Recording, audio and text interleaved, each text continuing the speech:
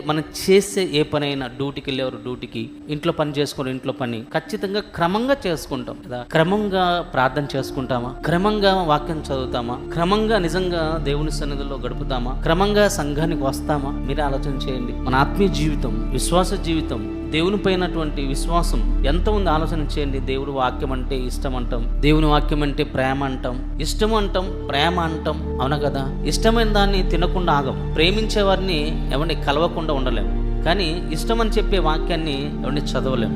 వాక్యం ప్రేమిస్తామని చెప్తాం కానీ వాక్యతో ఏమండి కలిసి ఉండలేని స్థితి.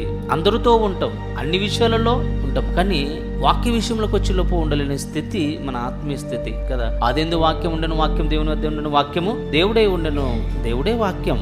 వాక్యం పైన ఎంత విశ్వాసం ఉంది, వాక్యంలో నిజంగా మన జీవితం ఉంది, అవునా. వాక్యంలో మన జీవితం ఉందా లేదా, మన బ్రతుకు ఉందా లేదా? లేకపోతే ఎందుకండి బైబిల్ మనకు? ఇక్కడ మనకు బ్రతుకు లేకపోతే హైదరాబాద్లో మనం ఉంటామా చెప్పు? బ్రతకడానికి పని లేకపోతే ఉంటామా? ఉన్న కదండి, వెళ్ళిపోతాం, వెళ్ళిపోయేసి ఏరే చోటుకి వెళ్ళిపోతాం. ఎక్కడైతే బ్రతుకు ఉంటుందో ఆ బ్రతుకు ఉండే చోటుకి వెళ్ళిపోతాం కదా. బైబిల్ దగ్గర మనకు బ్రతుకు ఉంది, మనకు జీవం ఉంది, బైబిల్లోనే మనకు అన్నీ ఉన్నాయి, అందుకని ఇక్కడికి వచ్చాం.